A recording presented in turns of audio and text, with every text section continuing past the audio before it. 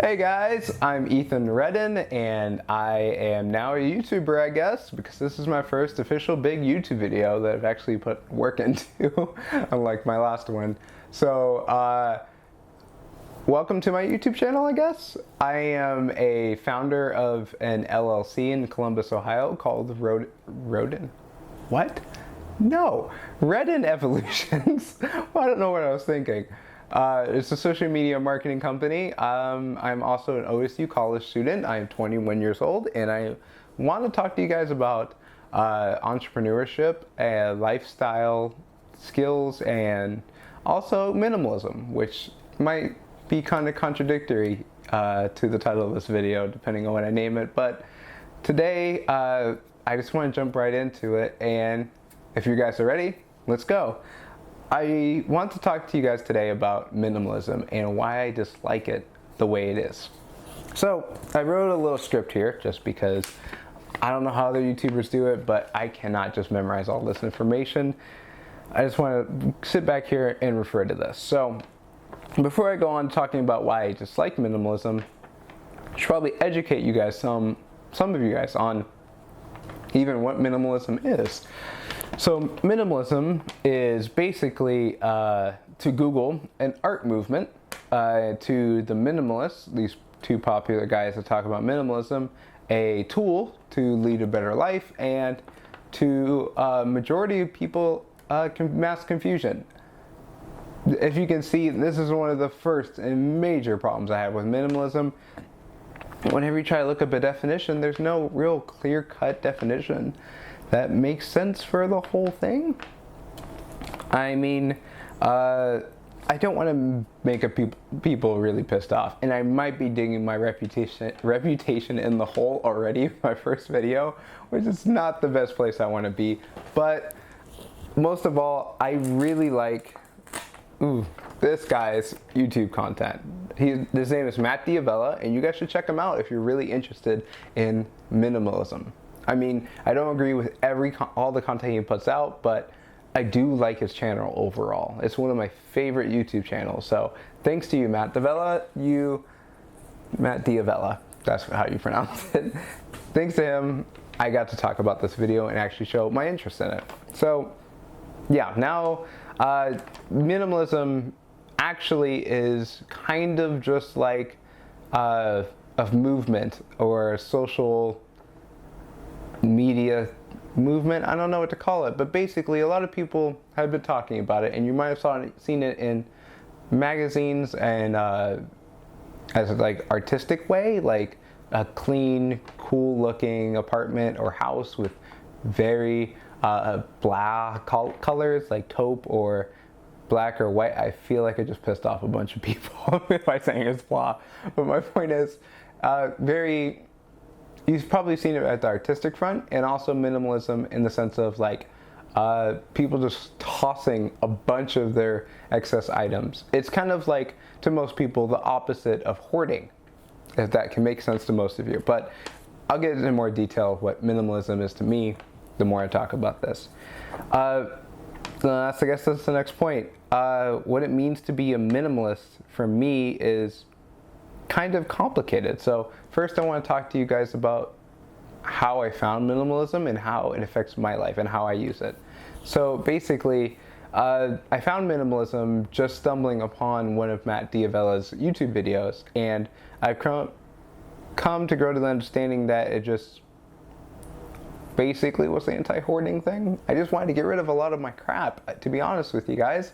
I had a bunch of clothes that I don't even wear, that I just wanted to give away and get rid of, and a bunch of stuff that is just random that I didn't find useful at all. Like, I never even knew it existed or didn't really have a reason for having it. Most of it were just hand-me-downs or stuff I randomly got from my family members who didn't need the stuff anymore.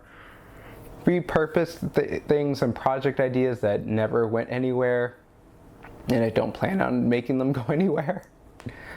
Stuff like that. It's just, I just wanted to get rid of a bunch of stuff, and I love the idea. So that's how I started with minimalism. But it's not really a positive way of starting with it. And to speak on that, I also have a major problem with the color red and black. I mean, you can see these pillows right here are red, but the couch underneath it is black. My book bag is red and black, and also everything in this room, my apartment, is pretty much red and black, as you guys might see in the future. I mean, even this thing in the background, it's black. Literally, white is also another color in my apartment area because all the white walls and ceiling is white, but the floor is wood. So I have this aesthetic going on, but I kind of just got drowned in it because I kind of focus on the artistic side of minimalism and trying to make everything look nice. That's kind of where minimalism has brought me, but it's not really where I agree with it. So now we'll get to the point of why I dislike minimalism, which you guys all came here for. To most people, like I said, what it means to be a minimalist is just to get rid of what's not necessary. And that's what the minimalists, the guys follow, like Matt D'Avella's friends, I guess. I guess I can call them his friends. They did a podcast at one point and also a documentary on Netflix, so you can check that out. Here's his face again. I don't know why I'm showing this. But basically, why I dislike it is because of three major reasons, other than the vague definition. Is first, minimalism is just marketed as too vague on what is necessary. Like I said, it's the anti-hoarding, but what is necessary? I mean, there's a popular thing going on from a Netflix show, and I can't remember the lady's name that popularized this, but get rid of any item that doesn't bring you joy when you touch it. And I feel like this is a good thing, but also Marie Kondo, that's her name. Sorry for that outburst, but when some things come to my head, I have to say them immediately or I will forget again. But yeah, Marie Kondo's thing of items that bring you joy. I feel like this is very good to start with, but it's horrible to continue on with just because of what it kind of means. It is just locked into the present, and I'll get more into it in a second, but I just want to read off all of them. So one, it's too vague on what would be deemed necessary to each individual. It could lead to major frustration with people who aren't minimalists or aren't receptive to the idea. And three, you can easily go way too deep into minimalism as an idea. Now, I'll talk about all three. So the first one, like I said about Marie Kondo, what is necessary to you in the moment, or what might bring you joy in the moment, might not specifically tell you what is necessary for you to keep or not. And what I mean by this is more of like, I like to view my life as three major points: the past, the present, and the future. The past, to me, is a lot of actual events that happened that were good and some that were bad.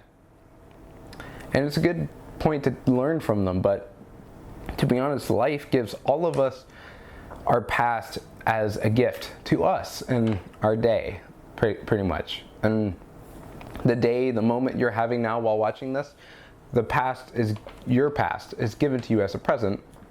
That's why I think today is called present. Your moment is called present because it is a present to you. And only looking at items as what they bring you joy now might not be good for the people that don't practice that thought of remembering that your past is a gift. Because if you don't value your past, you won't value the joy it has brought you up until this moment. And more specifically, you don't really have a growing appreciation for an item if you don't remember or appreciate its history with you. And kind of more drawn to that point, you, in my opinion, can't truly understand why an item brings you joy if you just look at it and feel like if it brings you joy. If an item brings you joy when you touch it, it doesn't mean it's necessary or not. and you shouldn't use that for getting rid of or keeping stuff. And it definitely will lead to you throwing away things that actually might or will be useful the next day or next season.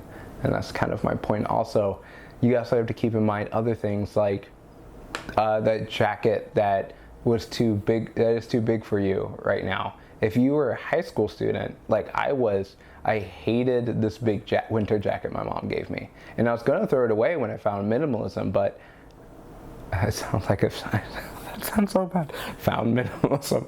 Point is, I was going to get rid of it, but I decided not to because I didn't care. I didn't want to go through the work of getting rid of it, and it fit me so well that my girlfriend and partner Destiny doesn't actually hate it. She really likes the way it looks on me, and so I've gotten so many compliments from it because I kind of grew into it. And that's kind of what you got to keep in mind when you're an adult and you have something that's way oversized. If you can't tailor it or you don't want it to be tailored, get rid of it. But if you're a growing guy or girl, you might want to keep that item, especially if you live in places like Ohio where the seasons change drastically. Our summers are hot and our winters are cold. And people like Matt Diavella, who are, I don't know why I was going to bring this picture up again, are super popular on minimalism. He lives in California. He doesn't need a giant coat, winter coat, like multiple or any kind of that, because he only lives in California. There's not that much that happens there when it comes to winter. But when it comes to a steady season of where you live, it's easier to have a stereotypic minimalist life. But because you view your past as a gift and you appreciate everything more, then you would actually feel and know what is necessary or not. And I feel like minimalism doesn't teach you that. Second point, it can lead to major frustration with others. If you like minimalism, it doesn't mean it's going to work for every other person in your life that's important to you. And that can lead to so much frustration with people. I mean, to be honest, most people, I think, gravitate towards minimalism is because it's so clean looking. Like the rooms, the apartments, the houses, the magazines make minimalism life, or the minimalist life, look so clean and neat and professional and cozy, all the great feelings. And not everyone likes that kind of feelings, not in the sense of those feelings, but more of like the sense of the way it looks or the way the lifestyle seems. So I feel like minimalism doesn't account for that. Or most things actually don't account for that, because when it comes to being a minimalist, or when it even comes to being a college student, which I am, every system or like way of life doesn't really fit everybody, and you got to understand that. And calling minimalism a tool makes it seem kind of lackluster to me, at least. And minimalism as an art movement just seems too time sensitive. Movements to me don't last infinitely long. They are overcome by new movements, and this to me isn't a movement. To me, minimalism is more of a lifestyle. So when it comes to being frustrated with others, I don't, because I gotta lead my own life, and minimalism at its base point doesn't fit that unless we change it to the what I'm describing here.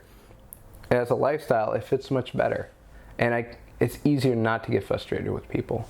And the most important thing about that is patience. Patience, it really isn't mentioned at all in minimalism, and minimalism should all be about patience.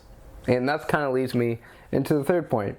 You could easily dive way too deep or go overboard with minimalism. I mean, I've seen people do like 30 by 30 challenges on YouTube where they try to only wear 30 articles of clothing in 30 days. And that's great and all, but gosh, not everyone has to try that. It's pretty crazy. I mean, you're not crazy if you've tried it. To be honest, it's pretty good if it makes you happy, but when it comes to challenges, I don't know why they exist. To minimalism, I guess, doesn't do a good enough job of describing how to live that kind of a minimalist lifestyle for it to not have challenges. Like, for instance, any good lifestyle that people have set and explained well, I don't really see much challenges come up on YouTube or stuff about it. I might be wrong, but to me, a challenge shows a lack of understanding. If you're doing a challenge, you're probably doing it to understand the medium or the movement, for whatever you might call it, if you're Google, I guess, better. So you should not go too deep into it. And a lot of people would say, for example, I can never be a minimalist. One, I don't care because I don't like minimalism, but this shirt is purple, and some people think you only can wear black, white, and taupe or dull colors to be a minimalist, and that's kind of my point. People kind of go too deep into it. It's not all about telling other people what they can or can't have. I mean, that's kind of the opposite of what happiness is all about, and that's what I think minimalism actually should be. One of the cornerstones is making sure you are happy. Leading a minimalist life shouldn't just be getting rid of unnecessary stuff on the reality level, but more on the mental level as well. Like, get rid of all the stuff in your head that's unnecessary. Thoughts of other people's opinions. I mean, you should care and deeply about what other people think, like I do, but not care what they think of you and let that get to you, if that makes any sense.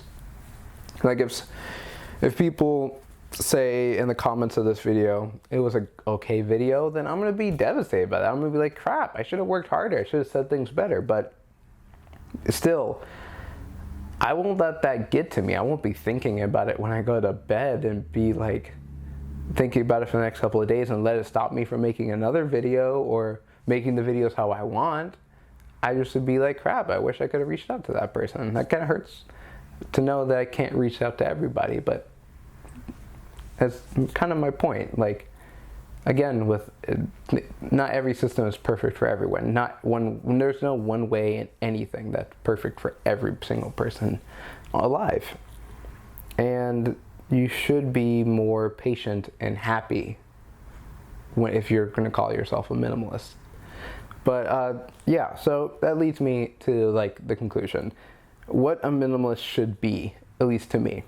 And I come up with this kind of definition right here, but with talking with you guys, I want to kind of add things to it, which kind of, I guess, defeats the purpose of it. But I say minimalism simply is a lifestyle of patience and happiness with a focus of clearing out what's unnecessary for you to live the most happiest life, if that makes sense.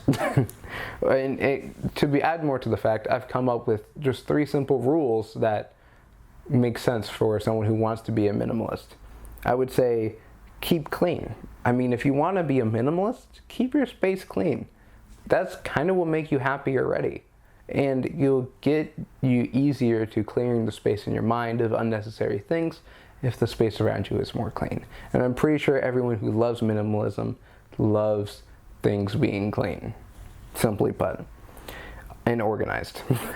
Second rule is appreciate every item that you own in altogether and its history with you. Like, for example, I got a DS Lite when I was in high school. It's long gone by now because it stopped bringing me value, but I left it knowing and appreciating every moment I had with it. And it's still, those memories still carry on with me today.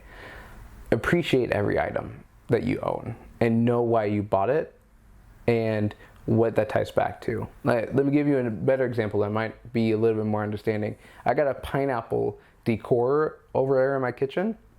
And if you would have asked anybody why they might have an item like that, it might just be a reason like, I don't know, I just thought it would be cool.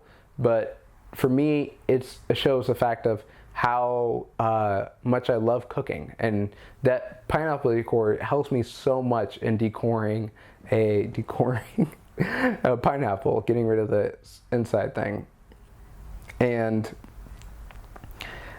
that shows me, whenever I see it, I get an appreciation for like how thankful I am to be able to have a great place where I can cook, and how I love cooking so much.